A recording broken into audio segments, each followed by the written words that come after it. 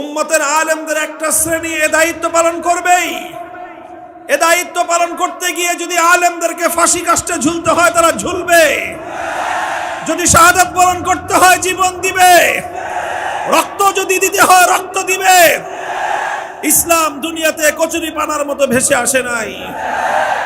ইসলাম দুনিয়াতে কারো দয়া এবং দাক্ষিণ্যের উপর বেঁচে আসে নাই। এবং দুনিয়াতে যতদিন ইসলাম বেঁচে থাকবে তার স্বকীয় শক্তিতে নির্ভর করে বেঁচে থাকবে।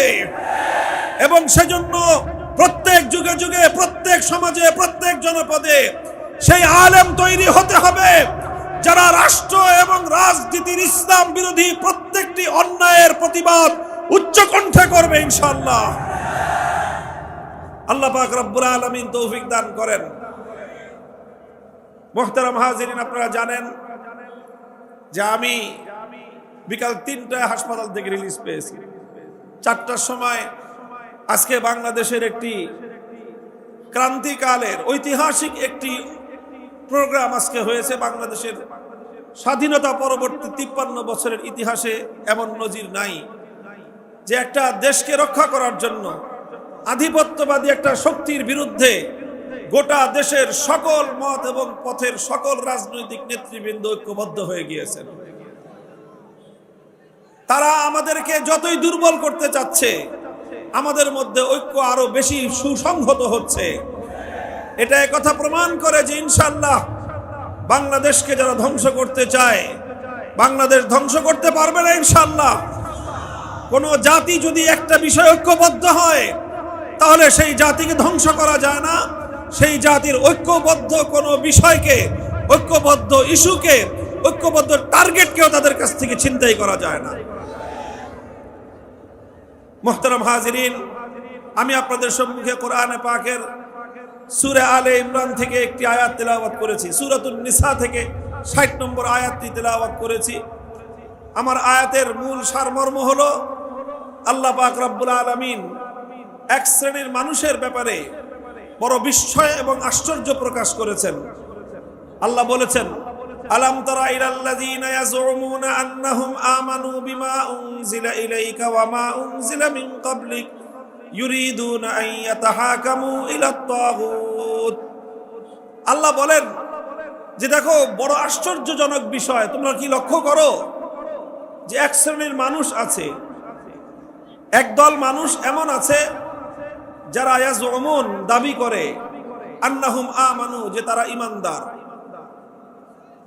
এক ধরনের মানুষ আছে যে তারা নিজেরা দাবি করে কি তারা ঈমানদার, তারা মুমিন, অথচ ইউরিদুনা আন ইয়াতাহাকামু ইলাত তাগুত, অথচ তারা তাগুতের কাছে বিচার চাইতে যায়, অথচ তারা তাগুতের কাছে সিদ্ধান্ত এবং ফয়সালা জানতে চায়। আল্লাহর কোরআন বলতে চায় যে যদি কেউ ঈমানদার হতে পারে, যদি কেউ ঈমানদার হতে চায়, তাহলে সে কশ্চিনকালেও তাগুতের বিচার মানতে পারে না। আর যারা তাগুতের সিদ্ধান্ত মানবে তারা কশ্চিনকালেও ঈমানদার হতে পারে না। অর্থাৎ ঈমান এবং তাগুতের উপর বিশ্বাস, আল্লাহর উপর বিশ্বাস এবং তাগুতের উপর বিশ্বাস, এই দুটো কশ্চিনকালেও একত্রিত হতে পারে না। প্রশ্ন করতে পারেন, তাগুত কাকে বলা হয়? তাগুত কাকে বলা হয়? কোরআনে পাকের একটা শব্দ, এটা বহুল ব্যবহৃত শব্দ। কোরআনে পাকের অসংখ্য জায়গায় এই তাগুতকে মার্ক করা হয়েছে এবং তাগুতের ব্যাপারে সতর্ক করা হয়েছে।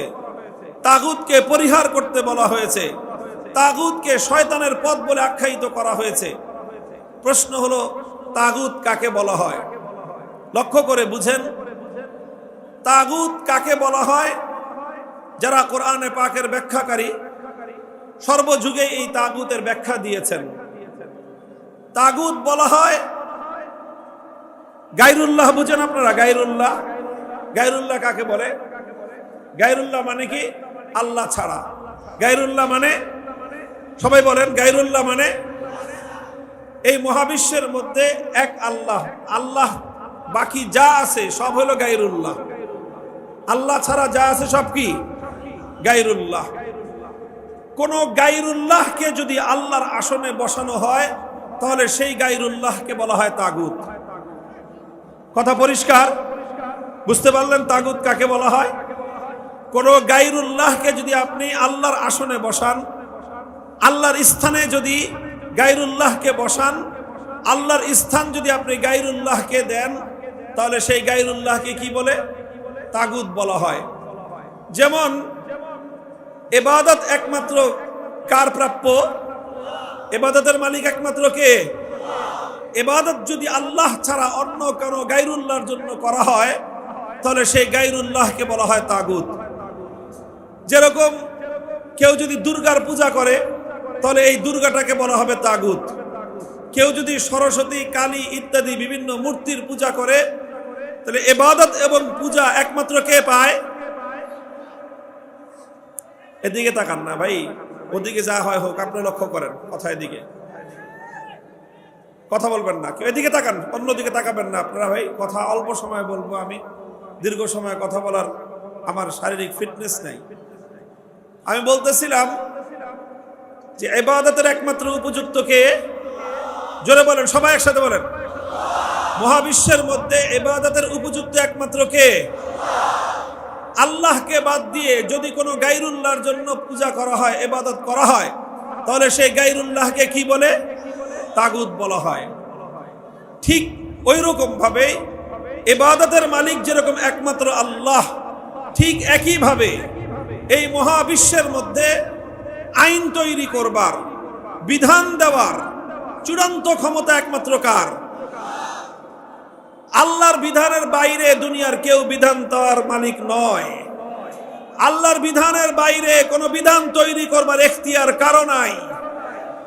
দুনিয়ার কোনো মানুষ যদি আল্লাহর কোনো আইনের বিরুদ্ধে কোনো আইন রচনা করে, তাহলে সেই মানুষকে বলা হয় তাগুত। যেরকম আল্লাহকে বাদ দিয়ে যদি কোনো গায়রুল্লাহর পূজা করা হয়, তাহলে সেই গায়রুল্লাহকে যেরকম তাগুত বলা হয়, ওই রকম ভাবে আল্লাহর আইনের বিরুদ্ধে যেই গায়রুল্লাহ আইন করবে, আল্লাহর আইনের বিপরীতে যেই মানুষ বিধান তৈরি করবে, সেই মানুষকেই বলা হবে তাগুত।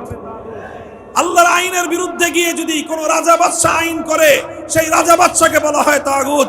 আল্লাহর আইনের বিরুদ্ধে যদি কোনো রাষ্ট্রপতি আইন করে, সেই রাষ্ট্রপতিকে বলা হয় তাগুত। আল্লাহর আইনের বিরুদ্ধে যদি কোনো প্রধানমন্ত্রী আইন করে, সেই প্রধানমন্ত্রীকে বলা হয় তাগুত।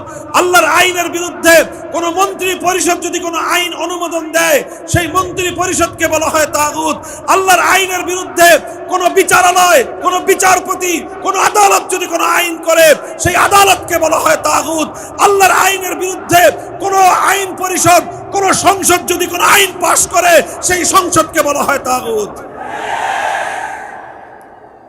মুহতারাম হাজিরিন, আল্লাহর কোরআন পরিষ্কার বলে দিয়েছে, তুমি হয় আল্লাহর উপর বিশ্বাসী হবা, আর না হয় তাগুতে বিশ্বাসী হবা। আল্লাহর উপর বিশ্বাস আর তাগুতের উপর বিশ্বাস কোনোদিন একসাথে হতে পারে না।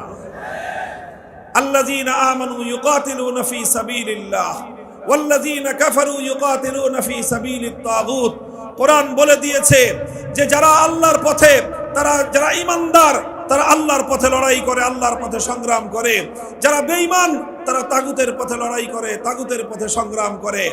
কোরআন আরো পরিষ্কার বলে দিয়েছে, ক্বাদ তাবায়্যানার রুশদু মিনাল গাই ফামান ইয়াকফুর বিত-তাগুত ওয়া ইউমিন বিল্লাহ।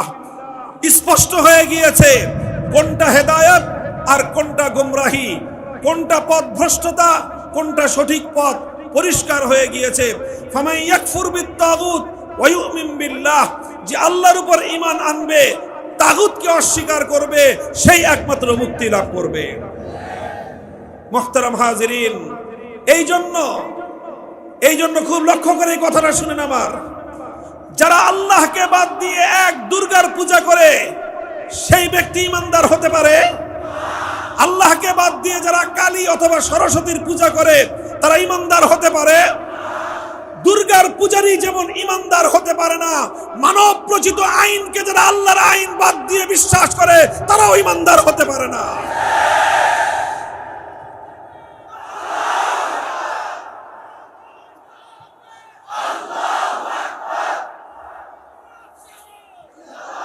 মুসলিম জাতির মধ্যে, মুসলিম সমাজের মধ্যে এই অভিশাপ কোনোদিন ছিল না। মুসলমানদের মধ্যে আল্লাহর আইনের বিরুদ্ধে গিয়ে মানুষ নিজেরা আইন তৈরি করে সেই আইনের দ্বারা মানুষকে শাসন করবে, এই অভিশপ্ত ধারা মুসলমানদের মধ্যে ছিল না। এই ধারা ছিল ইহুদিদের মধ্যে, এই ধারা ছিল খ্রিস্টানদের মধ্যে, এই ধারা ছিল মূর্তি পূজকদের মধ্যে। এক আল্লাহ বিশ্বাসী একত্ববাদীদের মধ্যে কোনোদিন এই বিষয়টা, এই অভিশপ্ত ধারা ছিল না।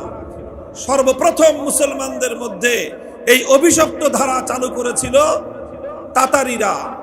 তারা চেঙ্গিস খানের বানানো আইন, আল্লাহর আইনের পরিবর্তে আল্লাহর আইনকে উৎখাত করে সমাজে তারা চেঙ্গিস খানের আইন বাস্তবায়ন করেছিল। তখন মুসলমানরা সেই তাতারিদের বিরুদ্ধে যুদ্ধ করেছে, লড়াই করেছে, জীবন দিয়েছে।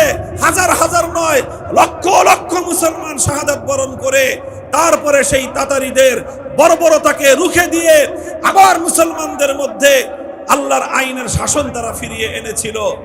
মুহতারাম হাজিরিন, এইভাবে চলতে চলতে 18 শতক পর্যন্ত পৃথিবীতে মুসলিম সমাজে আল্লাহর আইন বলবৎ ছিল।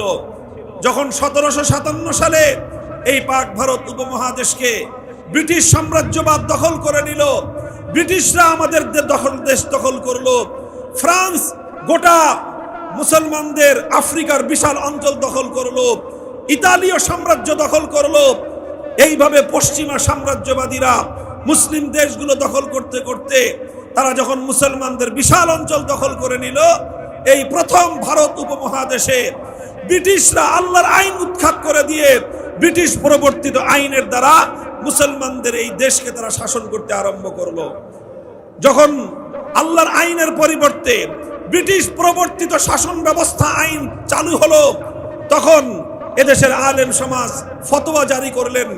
শাহ আব্দুল আজিজ মুহাদ্দিস দেহলভী রহমতুল্লাহ আলাইহি 1803 সালে ফতোয়া দিলেন যে এলাকায়, এই দেশে মুসলমানের সংখ্যা যতই হোক, মুসলমানরা যত নিরাপদে ধর্মকর্ম পালন করুক না কেন, যেহেতু রাষ্ট্রে আইন আল্লাহর নেই, বরং আল্লাহর আইনের পরিবর্তে ব্রিটিশের আইন চলছে, যেই দেশে যেই জনপদে ব্রিটিশের আইন চলে, মানুষের আইন চলে, সেই জনপদ দারুল ইসলাম থাকতে পারে না, সেই জনপদ ইসলামের দেশ থাকে না, সেই জনপদকে বলা হয় দারুল হরব, অর্থাৎ সেই জনপদ হলো শত্রু কবলিত দেশ।